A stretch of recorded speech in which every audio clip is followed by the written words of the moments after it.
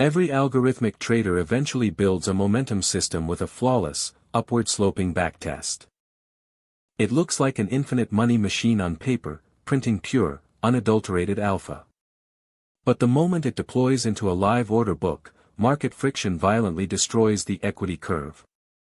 This catastrophic divergence between theoretical and realized performance is known as alpha decay. Before we mathematically formulate the deflated Sharpe ratio, we must visualize the architecture of this illusion. A naive trend model structurally assumes limitless liquidity and zero execution latency. In theory, momentum is modeled as a simple expected return over a continuous time horizon. Let us define the baseline momentum formulation, capturing the directional drift of an asset. We extract the sign of the trailing average return and multiply it by the future volatility. But this mathematical construct explicitly assumes you capture the exact closing price, bypassing the spread entirely. Retail developers typically implement this logic using a highly vectorized rolling mean function in Python. They build a signal array and blindly shift it forward by exactly one period to calculate returns. This single line of code completely ignores the transient market impact of aggressive limit orders. However, the true danger lies not just in slippage, but in the system parameters themselves. By running thousands of backtest iterations to find the single optimal lookback window, we inadvertently maximize the probability of fitting our strategy purely to historical noise. This exposes us to the statistical certainty of backtest overfitting, demanding a rigorous mathematical deflation. To understand why our optimal momentum strategy collapsed, we must visualize the parameter space. Every time you test a new moving average lookback window, you add a degree of freedom. You are no longer extracting a structural market edge, you are effectively buying lottery tickets. Statistically, the more independent trials you run, the higher the maximum observed Sharpe ratio becomes. This inflation occurs entirely by random chance, mathematically decoupled from actual predictive power.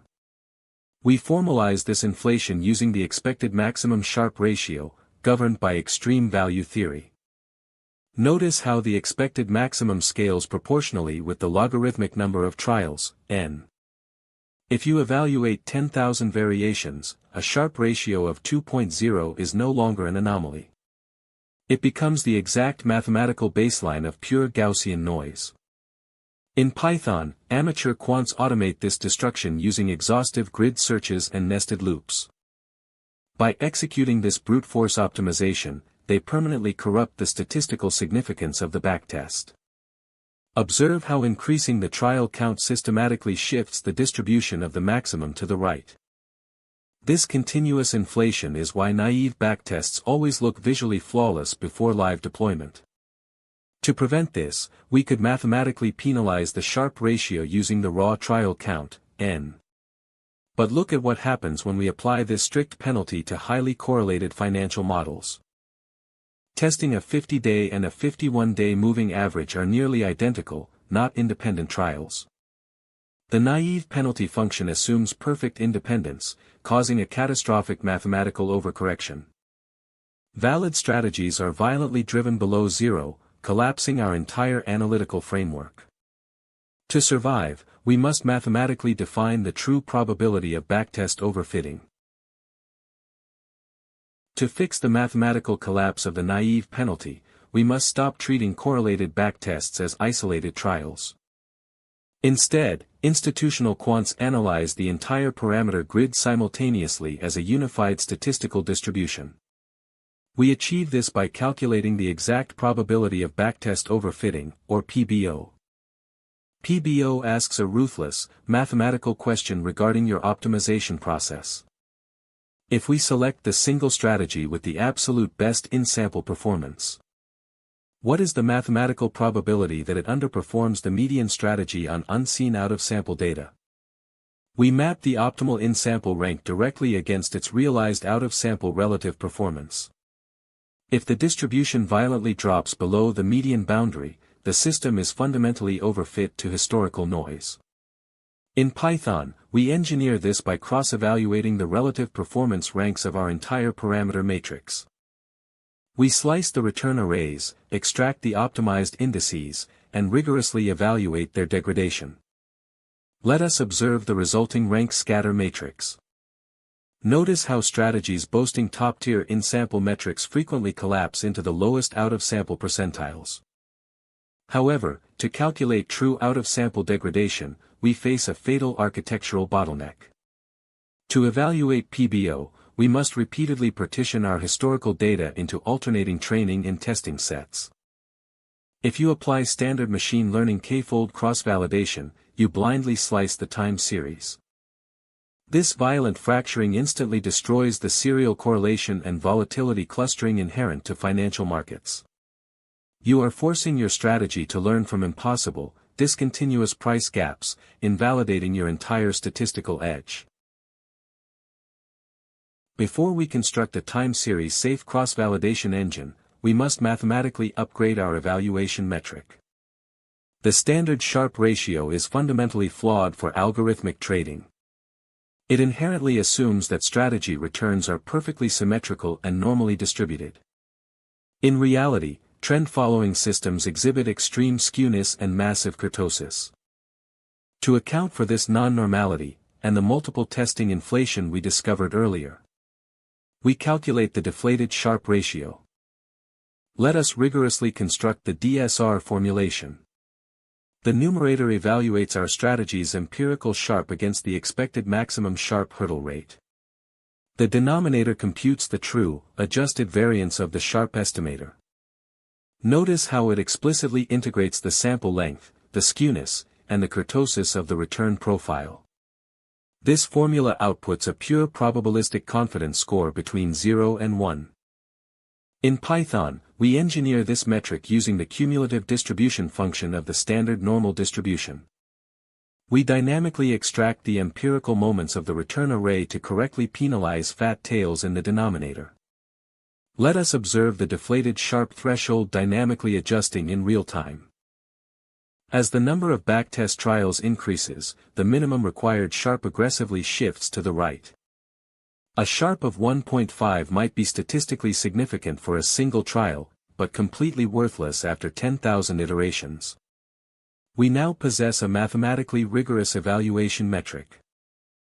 But to feed this equation, we must generate valid out-of-sample performance paths. If we use a standard chronological walk-forward optimization, we only generate a single testing path. Look at this singular trajectory. It hits one localized volatility regime and collapses entirely. A single path provides zero statistical confidence. We need a massive ensemble of unbroken out-of-sample paths. To generate a massive ensemble of out-of-sample paths, we abandon chronological splitting entirely. Institutional quants deploy combinatorial purged cross-validation, or CPCV. We divide our financial time series into n distinct groups and combinatorially select k testing sets. This mathematically generates thousands of unique, unbroken out-of-sample trajectories from a single historical dataset. But standard combinatorial splitting introduces a fatal contamination risk known as data leakage. Because trend systems use rolling look-back windows, the end of the training set heavily overlaps with the testing set. To isolate the sets, we must strictly purge the overlapping observations preceding the test set. We must also apply an embargo after the test set to prevent future correlation bleed. In Python, we engineer the CPCV architecture by calculating exact chronological indices. We programmatically define the exact drop zones based on the maximum look-back window of our strategy. This guarantees zero memory leak between our algorithmic training engine and out-of-sample evaluation. Observe the clean structural isolation of a fully purged and embargoed cross-validation fold. The testing data is mathematically and temporally quarantined from the training sets. We now have mathematically pure evaluation paths. But a deeper architectural vulnerability remains. What happens if our optimal parameter configuration is surrounded by a sea of catastrophic failure? If a 50-period lookback generates massive alpha, but a 51-period lookback blows up the account? Your algorithm is fundamentally fragile, essentially balancing on a knife's edge. We cannot trade a system unless we prove absolute topological stability across the parameter space. To avoid the parameter fragility cliff, we must analyze the entire topological neighborhood. We map two primary parameters, like fast and slow moving averages, into a two-dimensional matrix. Each cell represents the deflated Sharpe ratio of a specific parameter combination. We are fundamentally searching for a stable plateau, a broad cluster of profitable configurations. If our chosen parameter sits on an isolated peak surrounded by negative returns, it is mathematically unsafe to trade, as infinitesimal market shifts will trigger a collapse. In Python, we aggregate our combinatorial cross-validation results into a multidimensional pivot table. This matrix allows us to compute the local gradient and variance of the surrounding parameter space. Observe the smooth, resilient plateau on the right versus the dangerous, isolated spike on the left. We have now selected a structurally robust parameter configuration. But a new, invisible force begins to act the moment we deploy to live markets.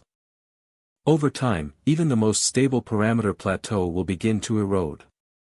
As market participants discover the alpha, the trend's half-life decays exponentially, silently bleeding our equity. To combat the silent bleeding of structural alpha decay, we cannot rely on static holding periods. Instead of rigid, binary entry and exit rules, institutional models apply continuous decay functions.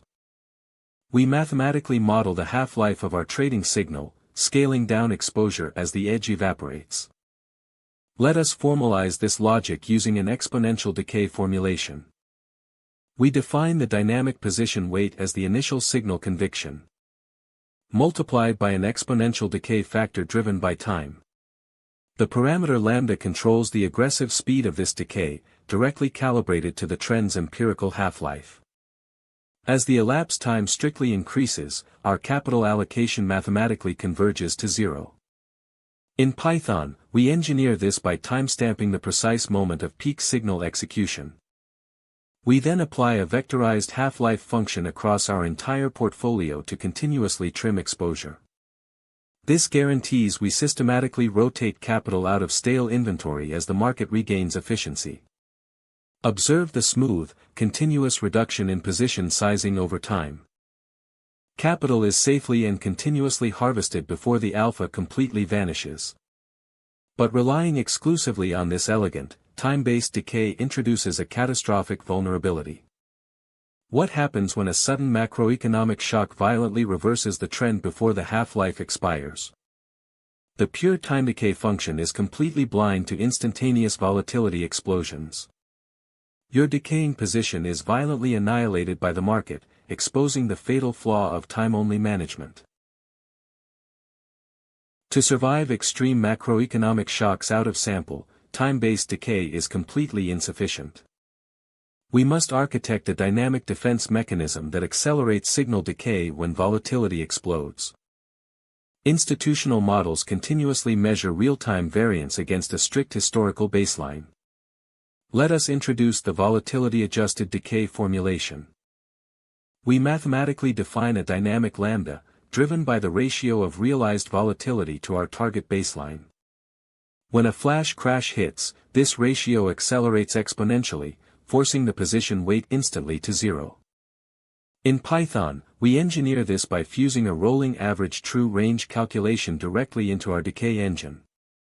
This algorithmic override aggressively liquidates the portfolio before the structural shock deepens. Observe the adaptive decay curve. It cleanly truncates exposure the exact millisecond the regime breaks. This mathematical adaptability is precisely how quantitative funds survive chaotic, unseen environments. Thank you for joining this masterclass. If you want to survive in the algorithmic trenches, subscribe to the OmniCast Network, like this video, and stay rigorous.